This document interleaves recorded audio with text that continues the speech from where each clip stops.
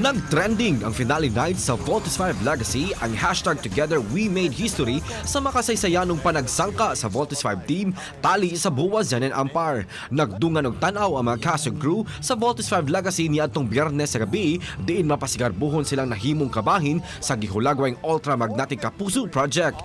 Mipadayag usab og mensahe pasalamat sila Miguel Tan Felix nga karakter ni Steve Armstrong, Bronson Flores nga karakter ni Mark Gordon ug Big Bird nga si Matt Lozano. Thank you for voting in until the end, mga kapuso. Until our next mission. Roger.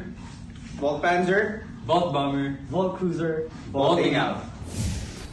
Magsugod na ang world premiere sa Maging Sino Ka Man remake nga bagong proyekto nga pagabituonan nila Kapuso Primetime Princess Barbie Forteza ug Pambansang Ginoo David Licauco.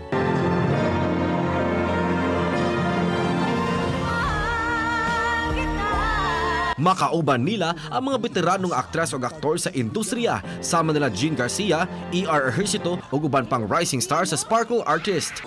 Ang sikat nga salida kaniadto mamahimo ng makita sa telebisyon karong gabii alas 8 pagkahuman sa 24 oras sa GMA Telebabad, GTV, iHeart Movies o Pinoy Hits.